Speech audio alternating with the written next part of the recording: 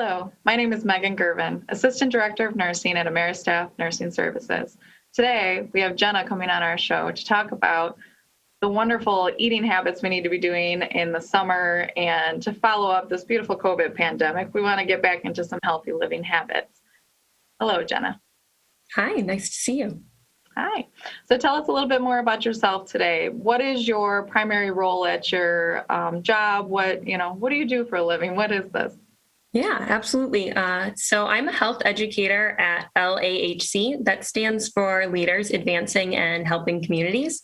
We're a nonprofit located in Dearborn, and we offer a variety of services. So we have 3 teams. We have a substance abuse and prevention team, we have a social services team, and then we have my team. So we're the healthy living team, and our primary focus is to teach individuals healthy habits, usually related to nutrition and exercise. And we help students in Wayne County schools. So we go all the way from preschool to about 8th grade. And then we also have an adult healthy living program. Perfect. So our clientele is mostly over 60, 65. And I think it has, it's a big impact across your lifespan. And then as we get older, we tend to start to focus on, other people. It's not so much about us. When you're younger, everyone's focusing on you and taking care of you. And then all of a sudden you have to flip that role and take care of everyone else. So it's great to focus back on, yourself. A lot of times as a boomer, maybe your kids are getting, out of the house and there's not as much time that you have to spend taking care of kids unless, you have some grandkids around. But it's time to focus back in on your health and get a little bit healthier. So let's start with the fun part, eating. We all love eating. We all love food. So how would you structure a healthy plate? Yeah, absolutely. So this is a great thing because there's a lot of resources for it. So what we primarily use at LHC is the MyPlate, which is brought about by the USDA. And the MyPlate basically designates your plate into about 5 sections, which is just the food groups. So it has about half your plate being fruits and vegetables, another quarter of your plate being grains, preferably whole grains, and then the last quarter of your plate being proteins. And then they recommend a side of dairy, which is usually designated as a cup. So if we have a plate in front of us that looks like that, that's a pretty good indication that we're meeting our nutrient needs. That was what the plate was designed for.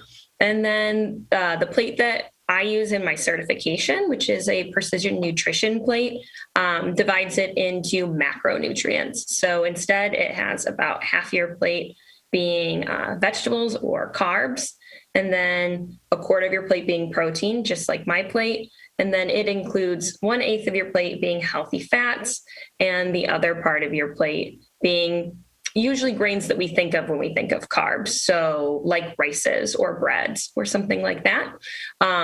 So those are the 2 references I use when I'm designing my plate. I will either use my plate, which divides it into 5 food groups, or Precision Nutrition's plate, which divides it into the macronutrients.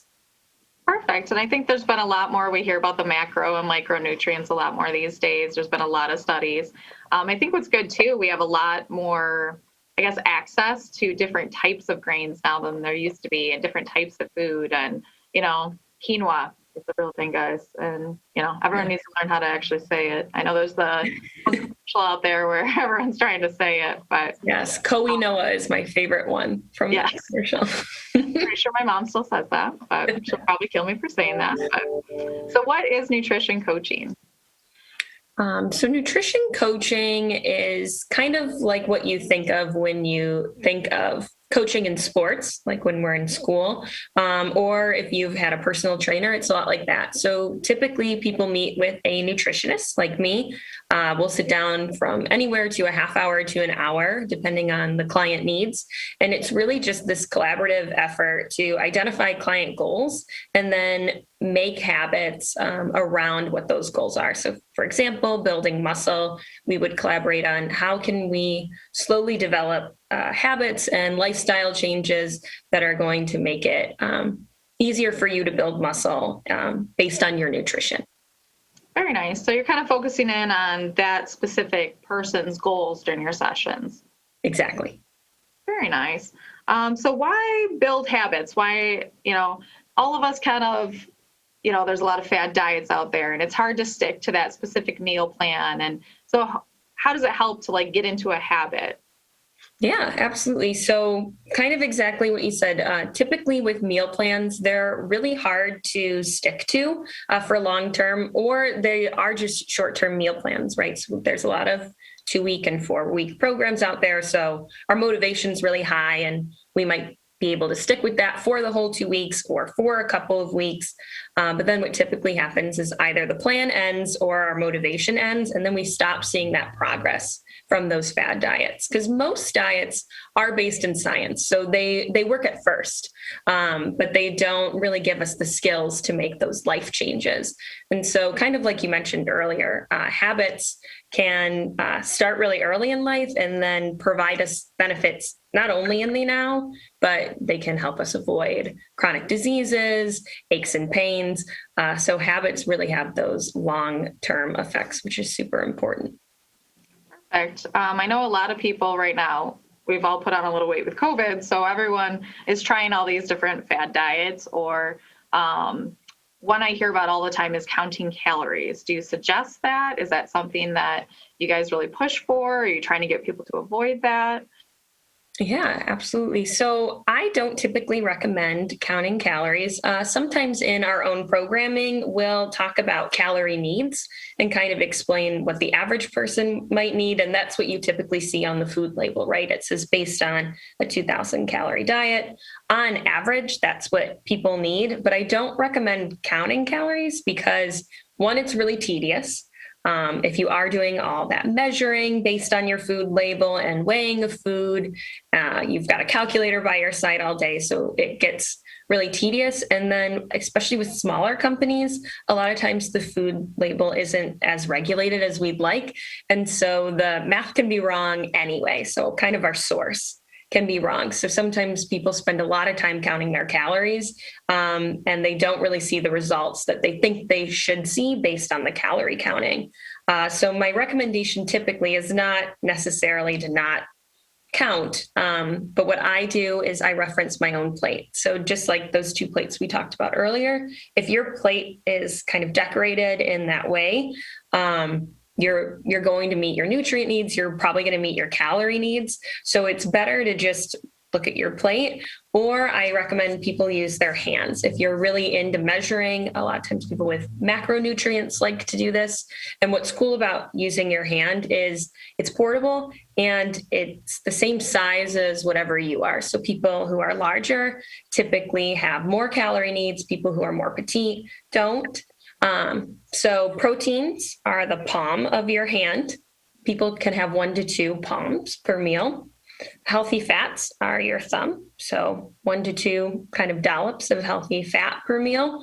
And then a cup in your hand, also 1 to 2 per meal would be your carbohydrates. And so you can kind of utilize your hand to make sure you're meeting your macronutrient needs. Perfect. And I think a lot of people too, we were never taught maybe the exact portions of which foods you're supposed to be eating. And we're always taught, as a kid, clean your plate. And that's not necessarily the greatest thing to do. You should be listening to your body and letting it cue in. So in terms of what everyone needs, I mean, physical activity has a lot of role in nutrients as well. Can you speak a little bit more to that? Yeah, absolutely. So for me, when I think of physical activity and its relationship to nutrition, I really feel like exercise just enhances all the benefits of good nutrition. So if we have body composition goals like increasing our strength or decreasing our weight, exercise is going to assist that too. So, right, if we're increasing our strength, so we're eating more proteins, for example, exercise, so lifting weights and strength training is going to do that. Or if we do the weight loss perspective, right? So doing walks or cardio activities or just really exercising in general is going to enhance that. Eating nutritiously assists in our sleep. The more quality meals we have, the less likely we're going to be woken up by digestive issues. Exercise does the same thing. By exerting ourselves throughout the day, we make ourselves tired and we're going to benefit our sleep. Eating frequently throughout the day helps with our memory and our focus. So does exercise, typically because we're counting our repetitions, we're remembering the order of which things we're doing. So basically, exercise is just the enhancer of all the benefits of good nutrition. So realistically, too, you're exercising your brain, too, not just your muscles. Exactly. So a lot of our patients, too, I think, as you get older, you tend to have a little bit more stuff wrong with you. You tend to get a lot of comorbidities going on. Maybe you're diabetic. Maybe you have high cholesterol. So realistically, eating healthy and exercising, we all know this, but can help with those and make it so that you don't continue to get worse down the line, especially if you've fallen out of habit. It's never too late to, pop back into a good habit, right? Exactly. When is a good time to eat? And then Yes. how many times a day to eat? Yes. So we don't want to prescribe exact times we're going to eat. So some people don't need to eat in the morning. Some people prefer to eat later in the evening. What I think is important is to remember that food is fuel. So we need to be eating regularly throughout the day. So that doesn't have to be right when we get up. It doesn't have to be breakfast. But the rule of thumb is about every 3 to 4 hours. And that's basically to keep our energy up, to keep our focus kind of crisp, and so that our blood sugar levels stays relatively stable throughout the day. So that doesn't necessarily mean 3 meals.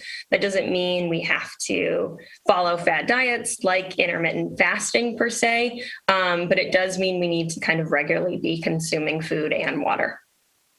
And kind of think of it too. So as you're talking about fuel, if you're more active a day, you would end up eating a little bit more, correct? And then Exactly. if you're, a little more sedentary and you're just hanging out watching a movie, you maybe don't want to get the giant popcorn at the movie theater.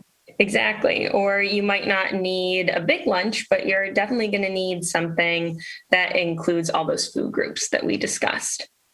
Perfect. So you were talking about sleep earlier and the role that it has in everything. So in terms of sleep and even stress management, how does that interplay with our nutrition? Yeah, absolutely. So like I said earlier, one of the biggest things, so maybe this has a little bit to do with the question we just talked about, which is timing, is when people eat really late at night, the only hindrance to that is not really related to gaining weight. That's a common misconception. If you eat late, you're going to gain more weight. If you're meeting your calorie and nutrient needs, it doesn't really matter how late it is when you eat. However, if you eat really close to when you're going to go to bed, digestion is going to disrupt your sleep. And also, like I said earlier, right, exercise. So the more active we are in the day, the more ready and tired we are to be able to go to sleep. But another really big just lifestyle factor that affects our sleep is blue light. So that's the light that is generated from our tablets. That's what's affecting our sleep. The sun's actually our greatest source of blue light. What blue light does is it raises cortisol in our bodies. That's our stress hormone. And stress sounds like a scary word, but cortisol is what really motivates us to get up and do what we need to do today, whether that's clean or cook or see friends or go to work.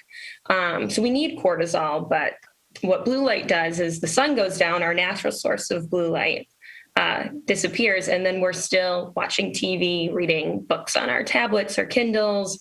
We're still playing games or engaging in social media on our phones really close to when we go to bed. And so that stress hormone's still really high in our bodies. And so what I recommend is to ditch those devices at least 30 minutes before you go to bed. Perfect. And I know I've actually picked on my mother. I'm going to pick on my mother again because she loves Facebook. She wants to stay in contact with everybody. And she'll sit there on it. And it's kind of like, take the phone away, go put it down, maybe read a book and have that kind of wind down time before bed so that she can actually get a good night's sleep. And speaking in a nursing point of view, a lot of people don't realize that all your, the hormones that reset when you sleep. And if you don't get a good night's sleep, I mean, yes, you feel foggy the next day, but also think about how puffy you feel or just kind of out of sorts and it's not quite, on track. So it does play, and the consistency of it, not just one good night's sleep, but several nights in a row. Perfect.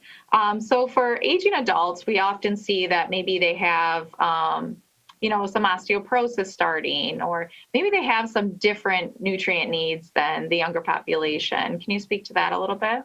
Yeah, osteoporosis is a perfect example. That's the biggest thing I'm mindful of when I'm coaching older adults is that decrease in bone density that happens when we age, especially in women. So milk is a great source of calcium. It's fortified in milk. And then dark leafy greens. So that's not like, they're not famous for providing our body with calcium, but broccoli, spinach are all great sources of calcium. So I would say that's the primary nutrient need for most older adults that I try to focus on. But I think, like we've mentioned a lot today, I also think meal frequency. And I think some older adults spend a lot of time by themselves. And there is definitely a part of mealtime within our culture and a lot of other cultures that makes it a social engagement. And so I think sometimes we just forget to eat when we're by ourselves. And so I think that's another important thing to be mindful of is getting those meals with your 5 food groups or your macronutrients on a consistent basis, even when you're by yourself, even when you're only cooking for yourself. It's still important to, just like you said, take care of ourselves and fuel our bodies, even though we're not the caretakers that we may have used to be. Yeah, and I think too, like you're saying about cooking for yourself, it can be difficult because the portion sizes may be too large, or so, you could take, part of the meal and go freeze it, or there's lots of different techniques online I've seen that, cooking for yourself can be a little bit easier to get all your nutrients in as long as you play it right. So Absolutely. yes. And another point, you're talking about, the different like calcium. A lot of us, I've noticed that since I am a nurse and spent, 16 years at bedside in the hospital, looking at patients' labs, there was an obvious trend of certain nutrients that we all were low in, and calcium was a big one, especially in Michigan. So it's kind of, if you follow up with your doctor and maybe get some labs drawn, you could see too where your trend is. And then, if you did some nutritious eating or coaching, with someone, and then go back and get your labs drawn again and see what's going on, right? Yeah. Kind of see what that trend is going. So, well, thank you very much for coming on the show today. We very much appreciate it. We all want to get into a little bit healthier lifestyle for summer. We all like those clothes to fit too, a little bit better, right? Yeah. So, anything else you'd like to share with us today before we go? I can share just some activity tips if you guys were interested in seeing. I brought my dumbbells and my resistance band and my chair. That'd be perfect. Thank you. All right. Okay. So what I typically do when I'm coaching older adults is I do total body movements, and we do movements that really focus on activities that you're going to do throughout your day. So stuff that's going to help you all the time. And when I coach anybody, I always have them start with lower body. That's because that's where our biggest muscles are located. So they get us tired more quickly. So we want to work those when we have the most energy, which is at the beginning of our exercise or our physical activity. So the first movement I like to show people is just a chair squat. So that's bending down, just sitting deliberately in your chair. And what that looks like, I'll do about 10, is you're putting the weight into your heels. That's what's really kind to your knees. And right, this is getting on the toilet, getting on the couch, getting up and down from those meals you're eating. So this is a really beneficial movement and muscle to work. And this is the front part of your leg. That's the quadricep. And if you need it to be harder, you can hold something that's heavy, like a weight or cans or a jug of milk. You can hold it up close to you or have 2 articles and just put them down by your side.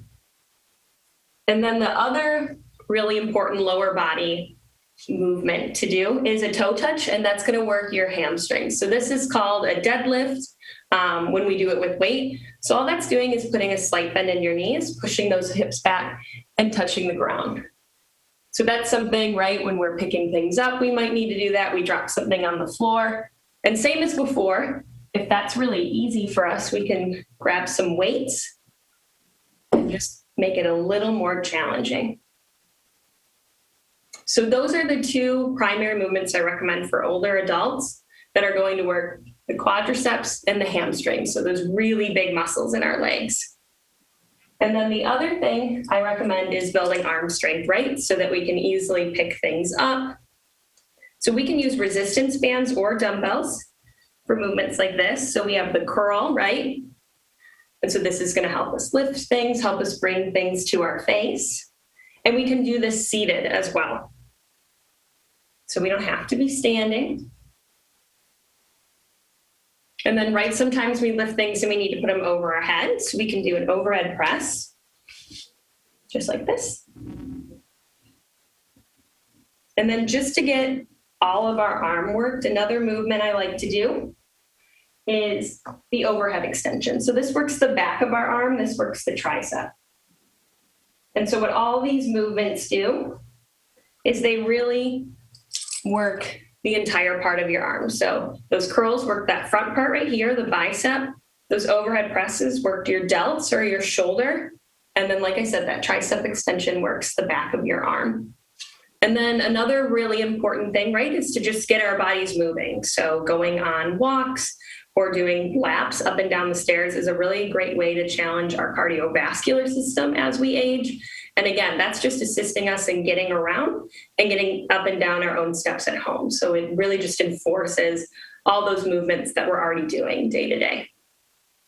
Perfect. And I think too, like you're showing, it's a lot of, activities that you're going to normally do on a daily basis. So it's good to practice them and do it with a little more weight. So then if you do go to grab something, you're not accidentally injuring yourself when you actually do an activity during the day, not even thinking. Exactly. Yeah. It's building muscles around what we're already doing, which is really what young people are doing too, right? What we're focusing on when anybody exercises is improving our performance and our overall health. And I think we talked about it earlier, right? Having muscle around our bones is going to increase bone density. Doing these movements is those repetitions and those sets is going to try our brain and test our memory. So it really helps us in a whole multitude of ways. Perfect. And I think too, I'm on the other side of it, that we tend to get the people that can no longer care for themselves. And we actually, go into their home and help them do those activities. So it's great to talk about actually preventing that. As much as I love my job, I don't want to talk myself out of it because there'll always be a need, I guess, for nurses, right?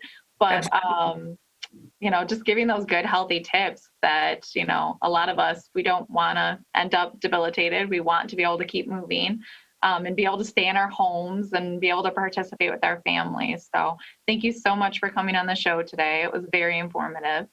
Of course, it was my pleasure. Thank you so much for inviting me. Wonderful. Is there any way that viewers could be able to look your business up that you work at? Any way of getting a hold of you guys for questions? Yes, absolutely. So we have a webpage, lahc.org. So that's where you can kind of find out all about our company and everything that we're doing and our team. And then we're also on almost every social media platform. So most of our social media platforms, again, if you just type in LAHC and then .mi for Michigan, you can find us on Facebook, on Instagram. We're also on Twitter. Since we work with youth, we're on TikTok. So we are everywhere. Perfect. And I think a lot of older adults now are finally getting on those social media platforms and getting out there. So thank you so much for coming on today. I'm Megan. Sure. And again, thank you for coming in and listening in. If you have any questions, you can always contact us at AmeriStaff Nursing Services, 248-288-2270. And you get to talk to me on the phone. What a lovely day, right? So everyone have a wonderful day and be a little more active after this wonderful TV show. Thanks so much. My name is Greg Jamian, and I bring you our series on Boomer Health so we can explore together important healthcare topics impacting the baby boomer generation today. As a home health professional for over 40 years, I'm happy to share my team's knowledge as baby boomers seek answers to difficult healthcare questions. This show provides valuable resources, ideas and tips, and cutting-edge solutions that will improve your everyday life and health. Don't forget to join us for all the other shows in our Boomer Health at Home series.